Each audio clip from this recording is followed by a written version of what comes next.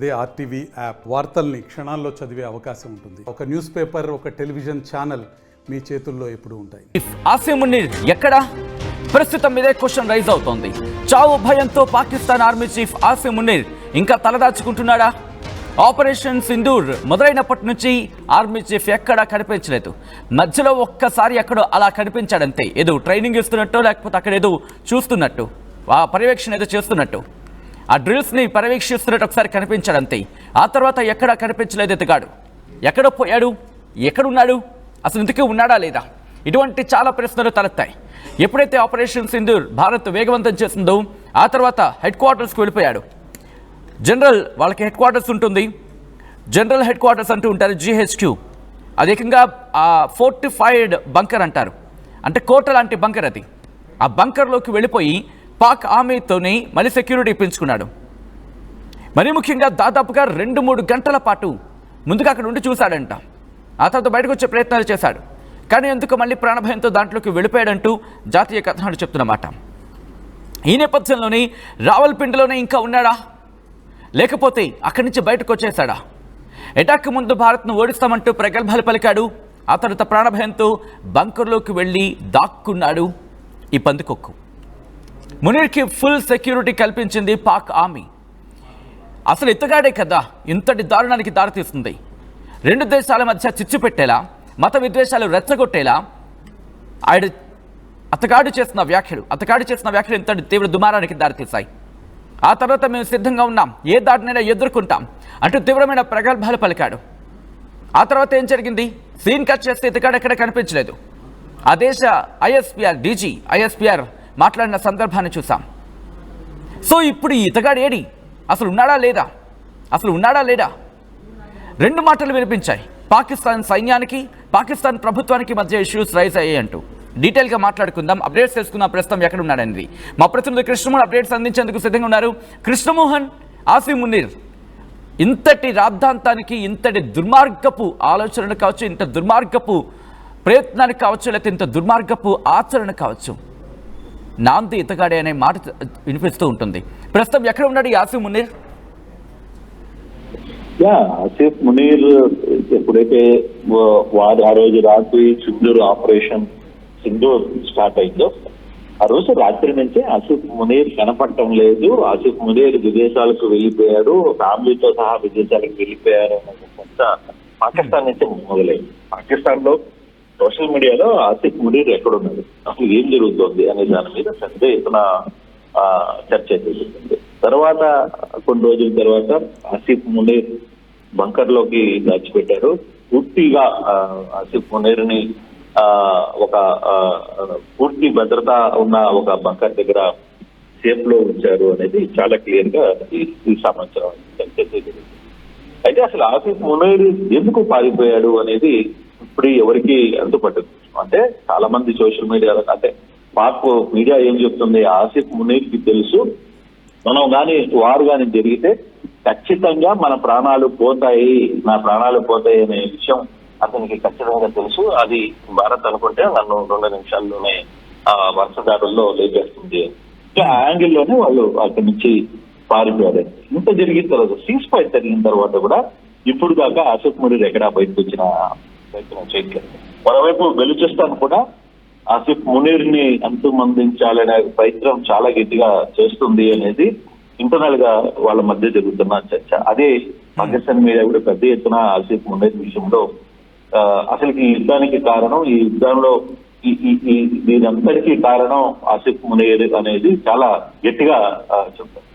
ఆసిఫ్ మునీర్ తో పాటు అక్కడున్న 2-3 తీవ్రవాదులను కూడా బంకర్ లోనే దాచింది పాకిస్తాన్ సైన్యం, పాకిస్తాన్ ప్రభుత్వం అనేది పకడ్బందీగా పక్కాగా సమాచారం అయితే ఈ రోజు రాత్రి మోడీ మీడియా ముందు కొంత సమాచారం చెప్పబోతున్నారు, మీడియా ముందు రాబోతున్నారు. ఆయన ఏం మాట్లాడతారనేది కూడా అయితే ఆ సందర్భంగా ఇప్పటి వరకు ప్రభుత్వం ఏదైతే డిమాండ్ చేసిందో, ప్రభుత్వం ఏదైతే గట్టిగా పట్టుబట్టిందో, సో ఇది ఉగ్రవాదుల్ని, తర్వాత పిఓకే అనేది పక్కన పెడతాం, ఇంకా దాని విధంగా చర్చకి ఎంత దూరం పోలేదు, కానీ ఉగ్రవాదాలకు సంబంధించి చాలా గట్టిగా పట్టుబడుతుంది. మరి ఉగ్రవాదాలకు సంబంధించిన విషయంలో మోడీ ఈ రోజు రాత్రి ఏం ప్రకటించబోతున్నారనేది కూడా చూడాలి. అది ఒక వన్ ఆప్షన్. కానీ ఇక్కడ ఆసిఫ్ మునీర్ వ్యవహారంలో ఇంకా ఎందుకు బయటికి తీసుకురావట్లేదు? ఆసిఫ్ మునీర్ ఇప్పటి వరకు కూడా ఏం జరుగుతుంది? అంటే ఇక్కడ ఆర్మీ చీఫ్ గా ఉన్నాడు కాబట్టి ప్రస్తుతం ఇతగాడికి ప్రభుత్వానికి మధ్య చెడిందనుకోవాలా? ఆ బంధం కాస్త చెడిందనుకోవాలా ఇక్కడ కృష్ణమోహన్? ఎందుకంటే ఆ దేశ డీజీఐఎస్పీ వచ్చి మాట్లాడుతున్నాడు తప్ప ఆర్మీ చీఫ్ గా వచ్చి మాట్లాడాల్సిన వ్యక్తి అక్కడ ఎక్కడా మాట్లాడలేదు. అంతకుముందు ప్రకల్పాలు పడికాడు ఏకంగా. సీజ్ ఫైర్ విషయంలో కొంత విభేదాలు ఉన్నాయి అనేది చాలా క్లియర్ గా అర్థమవుతుంది. సీజ్ ఫైర్ కి పూర్తిగా ఆసిఫ్ మునీర్కి ఇష్టం లేదు. ఇది ఏదో ఒకటి మనం తెలుసుకోవాలి అనేది సీజ్ ఫైర్ విషయంలో ఆయన మాట్లాడుతున్నారు. అయితే మరి అటువంటిప్పుడు సీజ్ ఫైర్ ఇష్టం లేదు అనుకున్నప్పుడు ఆయన ముందు వచ్చి ఈ పాకిస్తాన్ సైన్యం ముందు వచ్చి భారత్ మీద యుద్ధం చేయాలి కదా, మరి అటువంటిప్పుడు ఆయన ఎందుకు వెళ్ళిపోయాడు అనేది ఇంకో క్వశ్చన్ వస్తుంది. సో అట్లా అంటే డిఫరెంట్ క్వశ్చన్స్. అయితే ఆసిఫ్ మునీర్ బేసిక్ గా తన యాటిట్యూడ్, తన వ్యవహారంలో ముందుగా ఎంత బీరాలు కొట్టాడో, ఆ తర్వాత కనీసం పాక్ ప్రధాని ఇండియా మీద మనం గెలిచామని చెప్పిన తర్వాత కూడా ఆ రోజు రాత్రి పెద్ద ఎత్తున పాక్ లో సంబరాలు చేసుకున్నప్పటికీ కూడా ఆ రోజు కూడా ఈ పాక్ మునీర్ ఎక్కడ బయటకు వచ్చిన పరిస్థితి లేదు. అంటే పాక్ మునీర్కి క్లియర్ గా ఒక సబ్జెక్ట్ అయితే ఇది, అంటే పాక్ సైన్యం కూడా కంప్లీట్ గా సైన్యం చేతిలో లేదు, మునీర్ చేతిలోనో ప్రధాని షరీఫ్ చేతిలోనో లేదు, కంప్లీట్ గా ఉగ్రవాదుల చేతుల్లో. సో వాళ్ళు చెప్పుకున్నప్పుడు ఇక్కడ వినాల్సిన పరిస్థితుల్లోకి వీళ్ళు వెళ్ళిపోయారు. కంప్లీట్ గా రేపు ఉదయం వీళ్ళు ప్రాణాలతో పాకిస్తాన్ లో ఉండాలంటే వాళ్ళు హెల్ప్ చేయాల్సింది. వాళ్ళు హెల్ప్ చేయలేకపోతే వాళ్ళు అనుకుంటే అదే పాకిస్తాన్ లో అదే ప్రధాని బతకలేడు, అదే పాకిస్తాన్ లో అక్కడ పాక్ ఆర్మీ చీఫ్ బతకలేని పరిస్థితి. సో ఆ నేపథ్యంలోనే వాళ్ళు కంప్లీట్ గా కూడా బయటికి వెళ్ళిపోయారు. సరే ఇప్పుడు వరుసగా జరుగుతున్న సీజైకి సంబంధించిన వ్యవహారం, సీజ్ ఫైర్ కి సంబంధించి ఇతర వ్యవహారాల్లో ఏం జరగబోతుంది అనే అంశాన్ని కూడా చూడాల్సిన ప్రశ్న. కానీ చాలా కాంప్లికేట్ కొంత ఇష్యూ అయితే కనపడుతుంది. ఏం జరగబోతుందో చూడాలి. అసలుకి పరిస్థితులు ఏంటి అనే విషయాన్ని కూడా ఆలోచించాల్సిన పరిస్థితి అయితే ఉంది సచిన్. కాకపోతే ఇప్పటికి ఈ వ్యవహారంలో ఎంతవరకు ముందుకు వెళ్తాయి అనేది చూడాలి. కొంత ప్రభుత్వం ఈ రోజు రాత్రి ఇప్పుడు డిజిఎం తో మీటింగ్ 5 గంటలకు జరగబోతుంది. ఫర్దర్ గా జరుగుతున్న ఇష్యూలు ఏంటి, ఇది ఎలా ముందుకు రాబోతుంది అనేది కూడా కొంత చూడాల్సిన పరిస్థితి అయితే కనబడుతుంది. Right Krishnamohan, interesting. ఎందుకంటే ఇతగాడు గత కొద్ది రోజులుగా ఎప్పుడైతే ఏప్రిల్ 16న సబ్జెక్ట్ ద కరెక్షన్ ఏప్రిల్ 16న ఆఖరిసారి కనిపించాడు, మధ్యలో కనిపించాడు. బట్ మాట్లాడిన సందర్భం మాత్రం ఏప్రిల్ 16న. మనకి పహల్గాం ఘటన జరిగింది ఏప్రిల్ 22న. అతగాడు చేసిన ఆ వ్యాఖ్యలు పెనుదుమారనే రేపాయి. ఆ తర్వాత పరిస్థితి మనం చూసాం. 22 ఘటన పహల్గాం భారత్ను కుదిపేసింది. పాక్ మీద తీవ్రమైన దాడితో విరుచుకుపడేలా చేసింది. పాకిస్తాన్కి ఎప్పుడో చెప్పాం, మీ మీద మాకు ఎటువంటి కోపం లేదు, కానీ మీరు పెంచి పోషిస్తున్న ఉగ్రవాదం మీద మాత్రమే కోపం అంటూ. సో ఇప్పుడు ఆ ఉగ్రవాదులకే కాపు కాచేలా ప్రవర్తించిన పరిస్థితి ఈ పాకిస్తాన్కి సంబంధించిన ఆర్మీ చీఫ్ది. ఎందుకంటే మీరు గమనించండి, ఈ ఘటనకు సంబంధించి ఎప్పుడైతే ఆపరేషన్ సింధూర్ భారత్ లాంచ్ చేసిందో అక్కడి నుంచి ఏడి మాట్లాడే అప్పుడు ప్రగల్భాలు పలికిన ఈ వ్యక్తి ఇప్పుడు మాట్లాడట్లా. ఎందుకంటే మనం చేసిన ఆ దాడి తీవ్రత ఆ స్థాయిలో ఉంది. మనం నిన్న కావచ్చు లేకపోతే మొన్న కావచ్చు, మన సిడిఎస్కి ఇన్ఫాక్ట్ మన డిఫెన్స్ టీం, మన రక్షణ శాఖ ఏం చెప్పుకొచ్చింది, వాళ్ళు ఉగ్రవాదులు దాడి చేశారు కాబట్టి ఉగ్ర స్థావరాలను కొట్టేశాం. ఆ తర్వాత ఆ ఉగ్ర దాడిని పాక్ మిలిటరీ సొంతం చేసుకుంది. అంటే తన మీద దాడికి చేసినట్టు ఫీల్ అయిపోయింది. దాంతో రిటాలియేషన్ స్టార్ట్ చేసింది, ప్రతి దాడికి దిగింది. ఆ తర్వాత ఆ దాడిని మనం చాలా తీవ్రంగా అడ్డుకోవడం జరిగింది అంటూ భారత్ చెప్పుకొచ్చింది. ఆ తర్వాత ఇంత జరిగి ఒక విధంగా చెప్పాలంటే దాడికి ముందు ఒకసారి చూడండి, దాడి తర్వాత చూడండి. మురితికి ఎవరిది? మనం మాట్లాడుకునే సందర్భంలో జైష్ మహమ్మద్కి సంబంధించి, లష్కర్ తైబాకి సంబంధించి, హెజ్బుల్ ముజాహిదీన్కి సంబంధించి, ఇది జైష్ మహమ్మద్కి సంబంధించి మాట్లాడుకునే సందర్భం. అలాంటిది సర్గోదా, ఇది ఎయిర్ ఫీల్డ్. ఆ ఎయిర్ ఫీల్డ్ మీరు చూస్తే ఎయిర్ ఫీల్డ్ మీద మనం విడిచిన ఆ మిజైల్స్ అక్కడ భారీ గొయ్యలను ఏర్పాటు చేశాయి. 2 మెరుపు దాడికి ముందు పరిస్థితి చూడండి, దాడి తర్వాత అక్కడ ఏర్పడిన ఆ గొయ్యి మీరు చూడొచ్చు. సో వాళ్ళు టేక్ ఆన్, ఇన్ఫాక్ట్ ల్యాండ్ అవ్వాలన్నా టేక్ ఆఫ్ తీసుకోవాలన్నా అక్కడే ఆ ఏరియాకి సంబంధించి దాడికి ముందు ఇక్కడ చూడండి వాళ్ళ ఇన్స్టలేషన్స్ పైన. ఆ తర్వాత మీరు చూస్తే రహీం యార్ ఖాన్, అక్కడ పరిస్థితి మీరు చూడొచ్చు. రహీం యార్ ఖాన్కి సంబంధించి పరిస్థితి ఎలా ఉందో ఒక్కసారి రహీం యార్ ఖాన్కి ఇండివిజువల్గా మాట్లాడుకునే ప్రయత్నం చేద్దాం. ఇది రాజస్థాన్ సరిహద్దుకు దగ్గరగా ఉంటుంది. ఈస్ట్ పాకిస్తాన్కి సరిహద్దులకు సంబంధించి మాట్లాడుకునే సందర్భంలో చాలా ఈజీగా టార్గెట్ చేయడానికి అవకాశం ఉంటుందని వాళ్ళు ప్లాన్ చేశారు. ఇక్కడ రాజస్థాన్ శ్రీ గంగానగర్, జైసల్మేర్ వంటి నగరాల మీద యుద్ధ విమానాలతో దాడులకు పాల్పడింది. ఇన్ఫాక్ట్ పాల్పడేందుకు ప్రయత్నం చేస్తుంది పాకిస్తాన్. అంటే ఇక్కడి నుంచి బేస్ చేసుకునే చర్చ జరుగుతూ ఉంటుంది. దీంతోపాటు దీని మీద నుంచి పౌర విమానాలు రాకపోకలు జరుగుతూ ఉంటాయి. ఈ బేస్కి సంబంధించిన రన్వే పూర్తిగా మనం పేల్చేయడం జరిగింది. ఇది ఆ తర్వాత భావల్పూర్. దీని గురించి మాట్లాడుకోవాలి. భావల్పూర్కి సంబంధించి దాడికి ముందు చూడండి, దాడికి తర్వాత చూడండి పరిస్థితులు. భావల్పూర్ వాళ్ళకి అత్యంత కీలకమైంది. ఎంత దారుణాతి దారుణంగా వాళ్ళు ప్రయత్నం చేశారంటే భావల్పూర్కి సంబంధించి నేను ఎక్స్ప్లెయిన్ చేసే ప్రయత్నం చేస్తాను.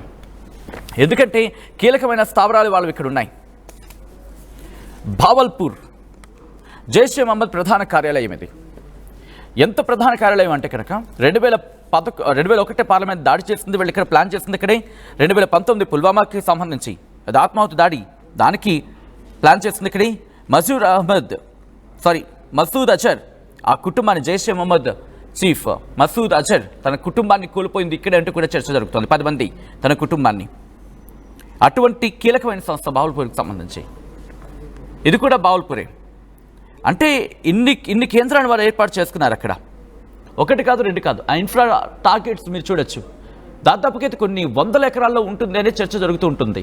వీళ్ళకి ఉన్న ప్రాంతాల్లోనే వాటిని ఏర్పాటు చేసుకొని ఆ చుట్టూతా సాధారణంగా జన సమూహం ఉంటుంది కదా, కొన్ని ప్రాంతాలు అక్కడక్కడ సెట్ చేసుకున్నారు. భావల్పూర్ కూడా వాళ్ళకి అత్యంత కీలకమైంది. ఇక్కడి నుంచి next Noor Khan air base.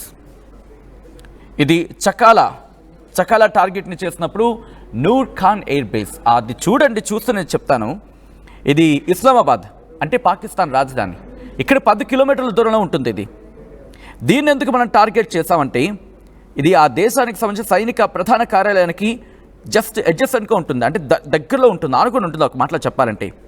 దీంతోపాటు వైమానిక స్థావరం ఇది. ఎయిర్ ఫోర్సెస్ వాళ్ళ కార్యకలాపాలతో పాటు విఐపీలు కావచ్చు, లేకపోతే కీలకమైన మూమెంట్ ఉంటుంది ఇక్కడి నుంచి. అంటే విఐపీలు లేకపోతే డిఫెన్స్ అధికారులు వీళ్ళ టాప్లో వాళ్ళు ఉంటారు కదా, వాళ్ళు ఎక్కడికైనా వెళ్ళాలని లేకపోతే ఈ ఆపరేషన్కి సంబంధించి ఇక్కడే జరుగుతూ ఉంటుంది. C-130 IL-78 ఆ విమానాలు ఇక్కడే ఉంటాయి. Pakistan air mobility command main centre, అంటే మనం సెంట్రల్స్ దాన్ని ఏమంటారు, హెడ్ క్వార్టర్స్ అంటాం. ఎగ్జాక్ట్గా హెడ్ క్వార్టర్స్ కూడా ఇదే. మీకు ఇంకా చెప్పాలంటే ఎంత వాళ్ళకి ఇది కీలకం అంటే 1965 యుద్ధం ఐడియా ఉంది కదా, దాంతోపాటు 1971 బంగ్లాదేశ్కి సంబంధించి ఈ 2 సందర్భాల్లో కూడా దీన్నే వాళ్ళకి చాలా కీలకమైన స్థావరం ఇది. దీన్ని కూడా మనం టార్గెట్ చేసాం, దీన్ని కూడా మనం పేల్చేయడం జరిగింది. దీంతోపాటు ఇక్కడ వీళ్ళు ఏం చేస్తారు తెలుసా, ఎయిర్ ఫోర్స్లో చేరే వారికి పూర్తి శిక్షణ ఇస్తారు పాక్ వైమానిక దళానికి. దాంతోపాటు air Born early warning and control ఇక్కడ ఉంటుంది. సాబేరి అంటే ఆ వ్యవస్థకు సంబంధించిన కేంద్రం కూడా ఇక్కడే. సో ఇన్ని కేంద్రాలు ఇక్కడ ఉన్నాయి కాబట్టి వీటన్నిటిని మనం పేల్చేస్తున్న పరిస్థితి ఉంది. అది మీరు చూడొచ్చు. ఇవన్నీ కూడా మనం టార్గెట్ చేస్తుంది. మర్కజ్ సైబా మృతికేకి సంబంధించి, అలాగే సర్జల్ క్యాంప్ అక్కడ. దాంతోపాటు ఇంకోటి మీరు చూస్తే కనుక సల్కోట్ అక్కడ, కోట్లీ, ఇస్లామాబాద్, ముజాఫర్బాద్, దాంతోపాటు గుల్పూర్ క్యాంప్ కోట్లీలో, అలాగే బింబర్లోని బర్నాలా క్యాంప్. వీటన్నిటిని కూడా మనం టార్గెట్ చేస్తాం. ఇవన్నీ వాళ్ళ ఉగ్ర స్థావరాలు. ఆ ఉగ్ర స్థావరాలని మనం దాడి చేసిన తర్వాత ఏమని పేలారంటే అది ఉగ్ర స్థావరాలు కాదు, అక్కడ సాధారణ పౌరులు ఉంటారని చెప్పి. అంటే ఒక ఇమేజ్ మీరు చూస్తుంటే ఒక ఉగ్రవాది అక్కడ, ఉగ్రవాదులు చనిపోయిన తర్వాత వాళ్ళ అంత్యక్రియలకు హాజరైన ఆ విజువల్స్ మనకు కనిపిస్తాయి. ఆ ఉగ్రవాదుల అంత్యక్రియలకు ఒక ఉగ్రవాది హాజరైతే ఆ ఉగ్రవాది వెనకాల పాకిస్తాన్కి సంబంధించిన కీలకమైన సైనిక విభాగాధిపతులు వాళ్ళందరూ కూడా ఉన్నారు. అంటే ఇక్కడ వాళ్ళ ఇంటెన్సిటీ, అంటే వాళ్ళ ఇంటెన్స్ దాన్ని ఏమంటారు, వాళ్ళ వాళ్ళు ఏమనుకుంటున్నారంటే క్లియర్ కట్గా అర్థమవుతుంది. వాళ్ళ ఇంట్రెస్ట్ ఏంటి, ఆ ఇంట్రెస్ట్ కూడా ఇంటెన్సిటీ ఏంటి, ఈ రెండు కూడా వాళ్ళు అక్కడ చూపించే ప్రయత్నం చేస్తున్నారు. ఈసారి ప్రపంచానికి పాకిస్తాన్ ఎలా ఉంటుంది, పాకిస్తాన్ పరిస్థితి ఏంటి, సాక్ష్యాధారాలతో సైతం ప్రపంచానికి చూపించింది భారత్ ఈరోజు. ఈసారి తీవ్రత గురించి మాట్లాడుకునే సందర్భంలో మళ్ళీ క్వశ్చన్కి వస్తున్నది, ఇంత జరిగినా పాకిస్తాన్లో ఉగ్రవాదులు చచ్చారు, పాకిస్తాన్లో ఆర్మీ 40 మందిని కోల్పోయింది. ఇది అధికారికంగా చెప్పిన మాట, నేను చెప్పిన మాట కాదు. ఇది అధికారికంగా, ఇది నేను చెప్తున్న మాట కాదు, అధికారికంగా మన భారత ఆర్మీ చెప్పిన మాట. అంటే 100కు పైగా ఉగ్రవాదులు చచ్చారు, 40 మందికి పైగా సైనికులు మరణించారు. దాంతోపాటు వాళ్ళ ఇన్ఫ్రాస్ట్రక్చర్ కుప్పకూలిపోయింది, వాళ్ళ ఇన్స్టలేషన్స్ పోయాయి, వాళ్ళ రాడార్ సిస్టమ్ కుప్పకూలిపోయింది, వాళ్ళ డిఫెన్స్ మెకానిజం తీవ్ర స్థాయిలో దెబ్బతింది. దాంతోపాటు మనకు అంతున్న సమాచారం ప్రకారం న్యూక్లియర్కి సంబంధించి ఆ న్యూక్లియర్ ఇన్స్టలేషన్స్ లేకపోతే న్యూక్లియర్ స్థావరాలు ఉంటాయి కదా, వాటి మీద కూడా మనం దాడి చేశాము అని, అంటే ఈ నూర్ ఖాన్ ఎయిర్ బేస్కి సంబంధించి దాని దగ్గరలో ఉందా లేకపోతే అక్కడ దాచారో హూనోస్, అదో పనికిమాల దేశంలో తయారైంది. కాబట్టి అక్కడ కూడా టార్గెట్ చేస్తాం. ఇన్ని జరిగిన తర్వాత కూడా అంటే అక్కడ రేడియేషన్ వస్తుంది, అమెరికా నుంచి దానికి సంబంధించిన సైంటిస్టులు వెళ్తున్నారు అక్కడ పరిస్థితిని సమీక్షించేందుకని చెప్పి. ఇంత జరుగుతున్నా ఆ పాక్ ప్రధానితో పాక్ ఆర్మీ చీఫ్ ఆసిమ్ మునీర్ ఎక్కడ భేటీ కావట్లేదు, ఎక్కడ మాట్లాడట్లేదు, ఎక్కడ కనిపించట్లేదు. ఇలాంటివన్నీ పట్టుకొని ఏం చేయాలి, ఇలాంటివన్నీ పట్టుకుని ఆ దేశ ప్రజలు ఏం చేయాలి? ఎందుకంటే ఇంతటి దారుణానికి కారణం అతగాడే. కారణం త్వరలో రిటైర్ కాబోతున్నాడు, తన అధికారాన్ని కాపాడుకోవడానికి చేస్తున్న ప్రయత్నం అంటూ కూడా. ఇంత పాకిస్తాన్ గతంలో ఎన్నడూ లేని విధంగా దెబ్బతింది, ఎన్నడూ లేని విధంగా కుప్పకూలిపోయింది, తీవ్ర స్థాయిలో దెబ్బతింది. వాటిని కప్పిపుచ్చుకునే ప్రయత్నం చేస్తోంది మన ఆర్మీ, మన నేవీ, మన డిఫెన్స్. మన ఆర్మీ, మన నేవీ, మన ఎయిర్ ఫోర్స్ ఈ మూడు కూడా చాలా పకడ్బందీగా ఈసారి ఆచరణలోకి వెళ్ళాయి, దెబ్బ గట్టిగా వేసొచ్చాయి. ఎప్పుడైతే మనం ప్రెస్ మీట్ పెట్టామో మీకు గుర్తుంటే కనుక మన ఫారెన్ సెక్రటరీ, దాంతోపాటు సోఫియా ఖురేషీ కావచ్చు, కల్నల్ సోఫియా ఖురేషీ కావచ్చు, లేకపోతే ఇంకా మన వ్యోమికా సింగ్ కావచ్చు, అంటే సశస్త్ర బలగాలకు సంబంధించి వాళ్ళు వచ్చి మాట్లాడిన తర్వాత అక్కడ వాళ్ళ డీజీఐఎస్పీ మాట్లాడతాడు. మన డీజీఎంఓ అధికారులు మాట్లాడినప్పుడు వాళ్ళ బలగాలు వచ్చి మాట్లాడతాయి. అంటే ఏదో మనకి కౌంటర్ ఇచ్చేద్దాం అని యావ తప్ప ఎక్కడ కూడా దేశ భద్రత అనేది మచ్చగైన వాళ్ళ మాటల్లో కనిపిస్తోంది. అంటే మాటల్లో కనిపిస్తోంది, చేతల్లో అయితే ఎక్కడ కనిపించట్లేదు. ఎందుకంటే ఉగ్రవాదులకు సపోర్ట్ చేస్తున్న దేశ సైనికులుగా మాట్లాడుకుంటున్న సందర్భం. ఒక మాట నేను చెప్పే ప్రయత్నం చేస్తాను. ఎందుకంటే పాకిస్తాన్ ప్రధాని షహబాజ్ షరీఫ్ విక్టరీని ప్రకటించుకున్నాడు కదా, సైన్యమేది, సైన్యాధ్యక్షుడేది? ఆ పాకిస్తాన్ ప్రధాని షహబాజ్ షరీఫ్ సైన్యాధ్యక్షుడు లేకుండా విక్టరీని ప్రకటించేసుకుంటాడు. అంతకవరకు ఎక్కడ ఉన్నాడు? బంకర్లో ఉన్నాడు దానికి ముందు వరకు కూడా. సో ఇక్కడే తేటతెల్లమవుతోంది. పాకిస్తాన్ సైన్యం భయపడిపోతోంది, వణికిపోతోంది. భారత్ తిరిగి ఎప్పుడు దెబ్బ కొడుతుందని చెప్పి గజగజలాడిపోతోంది. ఈ ఆర్మీ చీఫ్ ఆసిమ్ మునీర్ అయితే నేను బయటకు వస్తే ఎక్కడ చంపేస్తారా అనే భయంతో ప్రస్తుతం ఇంకా బంకర్లోనే ఉన్నాడనే క్వశ్చన్కి బలం చేకూర్చనున్నాయి ప్రస్తుతం వార్తలంతా కూడా. ఈ నేపథ్యంలో బంకర్లో ఆర్మీ చీఫ్ ఉన్నాడనుకుంటున్నారా? అసలు ఉన్నాడని అనుకోవాలా? పాక్ సైన్యంలో తిరుగుబాటు వచ్చిన మాట ఆ బలం చేకూరుస్తున్న సందర్భంలో ఏం జరిగే అవకాశం ఉంది, ఏం జరుగుతోంది, మీకేమైనా అనిపిస్తుంది కమెంట్ చేయండి. ఆ తర్వాత మరిన్ని డీటెయిల్స్ చూసే ప్రయత్నం చేద్దాం.